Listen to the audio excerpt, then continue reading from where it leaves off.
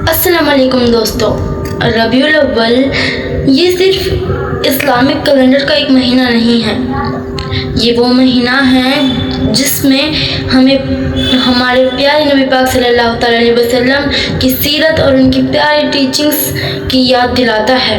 लेकिन एक सवाल, क्या हम सिर्फ रबीउल अव्वल आने पर अपने नबी सल्लल्लाहु अलैहि वसल्लम को याद कर सकते हैं या याद करते हैं, या उनकी सीरत को अपने डेली लाइफ का हिस्सा भी बनाते हैं? क्योंकि किसी से मोहब्बत सिर्फ वर्ड्स से नहीं होती। Real love is shown through actions. आज की इस वीडियो में हम जानेंगे रबीउल अव्वल इतना ख़ास क्यों है और हमारे प्यारे नबी पाक सल्लल्लाहु अलैहि वसल्लम की सीरत से हम अपनी लाइफ के 10 बेहद इम्पोर्टेंट लेसन्स क्या सीख सकते हैं। वीडियो को अंत तक ज़रूर देखिएगा, क्योंकि आखिरी लेसन शायद आपके लाइफ में कुछ ऐसी नई शुरुआत कर दे जिससे आपकी ज़िंदगी बदल सी जाए। अब हमारे पास है सबसे पहले लेसन 1, हमेशा सच्चाई को अपनी पहचान बनाइए। नबी सल्लल्लाहु अलैहि वसल्लम की ज़िंदगी का एक बहुत खूबसूरत पहलू था सच्चाई और अमानतदारी। आप सल्लल्लाहु अलैहि वसल्लम को लोग अल आमीन कहा करते थे, यानी ऐसा इंसान जिस पर भरोसा किया जा सके। आज हम चाहते हैं कि लोग हम पर ट्रस्ट करें, लेकिन क्या हम खुद हमेशा ट्रूथफुल रहते हैं? कभी छोटी बात पर झूठ, कभी अपनी मिस्टेक छुपाना, कभी किसी को खुश करने के लिए झूठ बोलना। लेकिन सीरत हमें क्या सिखाती है? Your character is your real identity. इस रबीउल अव्वल खुद से एक प्रॉमिस कीजिए, अपनी ज़िंदगी में ऑनेस्टी को अपनाऊंगी, चाहे सच बोलना कभी कभी मुश्किल ही क्यों ना हो। अब हमारे पास है लेसन 2 कि लेसन 2 हमें क्या सिखाता है। वो है मुश्किल वक्त में सब्र रखिए। लाइफ में प्रॉब्लम्स हर किसी के पास आती है, कभी फैमिली प्रॉब्लम्स, कभी फाइनेंशियल प्रॉब्लम्स, कभी रिश्तों की परेशानी और कभी ऐसी सिचुएशंस जिसमें इंसान खुद को बिल्कुल अकेला महसूस करता है। नबी सल्लल्लाहु अलैहि वसल्लम की ज़िंदगी में भी बहुत से मुश्किल के दौर आए। नबी पाक सल्लल्लाहु अलैहि वसल्लम से पूछा जाता है कि आपको सबसे मुश्किल दौर कौन सा लगा, तो आपने कहा ताइफ का दौर। जब मैं ताइफ में गया तो मुझे कितनी बेइज्जती, कितना जलील किया गया। वहाँ पे हमारे नबी पाक सल्लल्लाहु अलैहि वसल्लम को इतना मारा गया कि उनकी चप्पलें खून से भर गई। अब आते हैं हम अपने टॉपिक पर।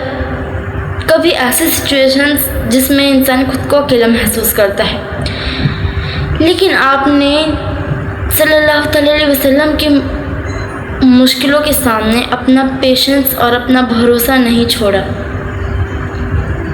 आज हमारी छोटी सी प्रॉब्लम आती है तो हम कहते हैं मेरे साथ ही ऐसा क्यों होता है, लेकिन याद रखिए every difficult phase is temporary. मुश्किल वक्त हमेशा नहीं रहता, इसलिए जब ज़िंदगी लगे तो थोड़ा रुकिए, दुआ कीजिए, सब्र कीजिए और अल्लाह पर भरोसा रखिए। आपको ज़िंदगी मुश्किल नहीं आसान लगने लगेगी। याद रखिए हमेशा कि नबी पाक सल्लल्लाहु अलैहि वसल्लम की ज़िंदगी में कितने सारे मुश्किल, फातिमा के दौर पर कितनी मुश्किलात आई, लेकिन फिर भी उन्होंने सब्र किया। हज़रत अली के जंग के दौरान कितनी मुश्किलात आई, फिर भी उन्होंने सब्र किया। अब हमारे पास है लेसन 3 और वो है माफ़ करना सीखिए। किसी को माफ़ करना आसान नहीं होता। जब कोई हमें हर्ट करता है तो हमारा दिल कहता है मैं इसे कभी फॉरगिव नहीं करूँगी या करूँगा, लेकिन फॉरगिवनेस का मतलब यह नहीं कि गलत चीज़ को सही मान लिया गया, बल्कि इस्लाम इसका मतलब है कि आप अपने दिल को नफ़रत के बोझ से आज़ाद कर दें। कभी कभी हम किसी दूसरे को सज़ा देने के लिए अपने ही दिल में एंगर लेके घूमते रहते हैं, लेकिन सबसे ज़्यादा नुकसान किसका होता है? हमारा अपना। हमारा खुद का सबसे ज़्यादा नुकसान होता है इस चीज़ में कि हम अपने दिल में दूसरों के लिए एंगर लिए घूमते हैं। इसलिए जहाँ माफ़ी करना उचित हो, जहाँ माफ़ी कर सको, वहाँ अपने दिल को हल्का करके कोशिश कीजिए अपने दिल को हल्का करने की, क्योंकि a peaceful heart is more valuable than revenge. अब हमारे पास है लेसन 4, ज़रूरतमंदों की मदद कीजिए। नबी सल्लल्लाहु अलैहि वसल्लम की सीरत हमें इंसानियत और रहम का बहुत बड़ा लेसन देती है। आज हम अपने लिए नई चीज़ें खरीद लेते हैं, अपने एंटरटेनमेंट के पर पैसे खर्च करते हैं, लेकिन हमारे आसपास कोई ज़रूरतमंद इंसान भी तो हो सकता है। किसी को खाना चाहिए, किसी को कपड़े चाहिए, किसी को सिर्फ किसी के सपोर्ट की ज़रूरत है। याद रखिए, small kindness can make a big difference. अगर आप किसी की मदद करते हैं तो कीजिए, अगर किसी की मदद कर सकते हो तो कीजिए, क्योंकि किसी के चेहरे पर मुस्कान लाना भी एक खूबसूरत नेक काम है, उसमें भी आपको नेकी ही तो मिलती है।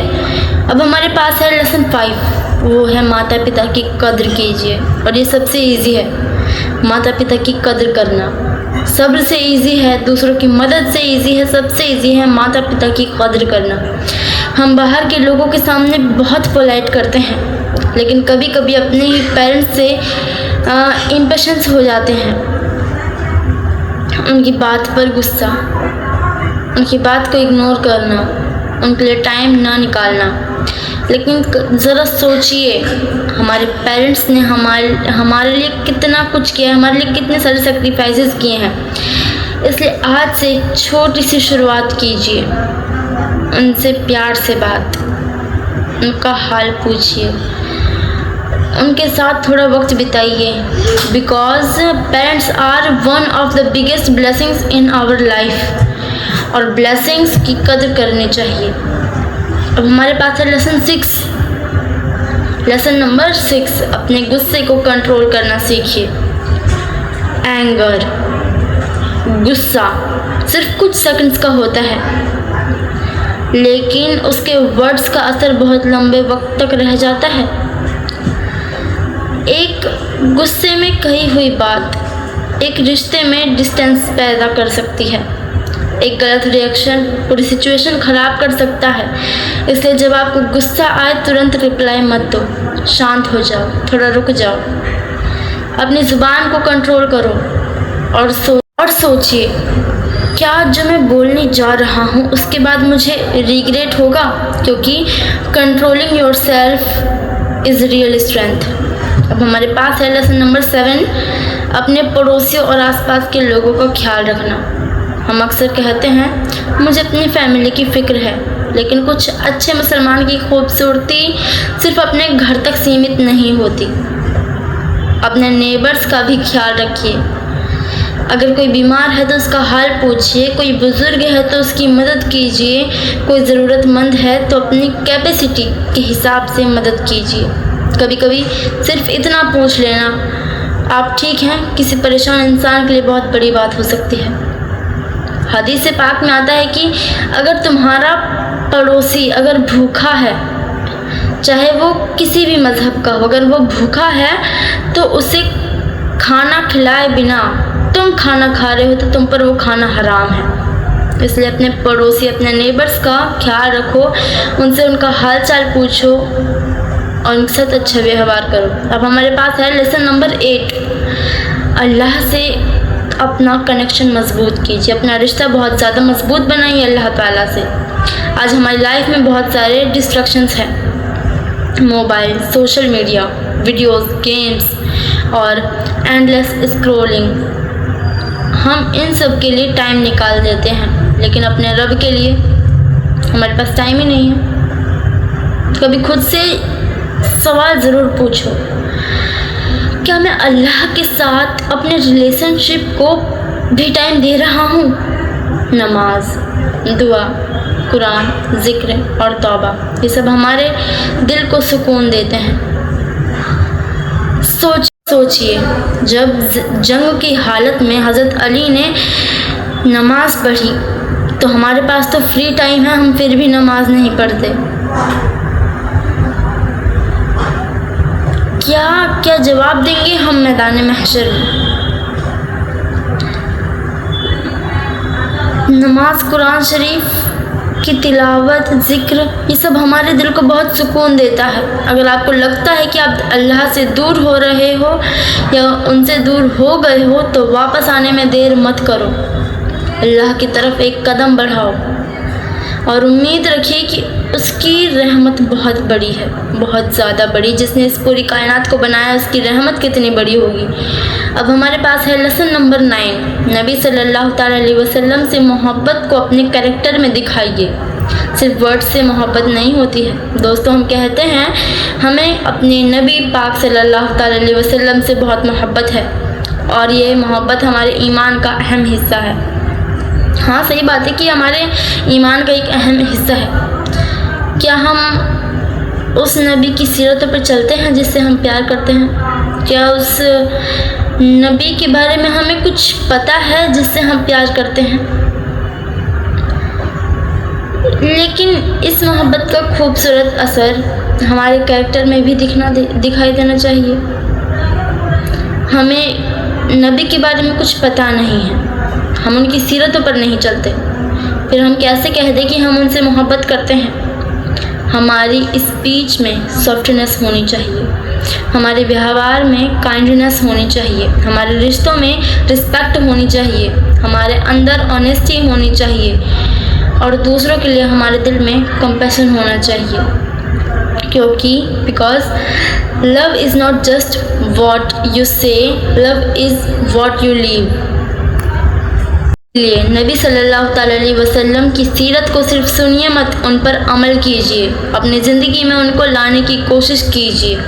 अब हमारे पास है हमारा आखिरी लेसन नंबर 10। इस रबीउल अव्वल अपनी नई शुरुआत कीजिए। और अब सबसे इम्पोर्टेंट लेसन, इस रबीउल अव्वल को सिर्फ एक महीने की तरह मत गुजरने दीजिए, इसे अपनी न्यू बिगिनिंग बनाइए। अगर कोई गलत आदत है तो उसे छोड़ने की कोशिश कीजिए। अगर किसी रिश्ते से कोई रिश्ता ख़राब है, किसी से रिश्ता ख़राब है तो उसे बेहतर करने की कोशिश कीजिए। अगर इबादत में कमी है तो उसे धीरे धीरे इम्प्रूव कीजिए। तो उसे अगर दिल में किसी के लिए नफ़रत है तो उसे धीरे धीरे कम कीजिए। और अगर आपको लग रहा है कि आप अल्लाह से दूर हो गए हैं तो आज ही वापस आने का फ़ैसला कीजिए।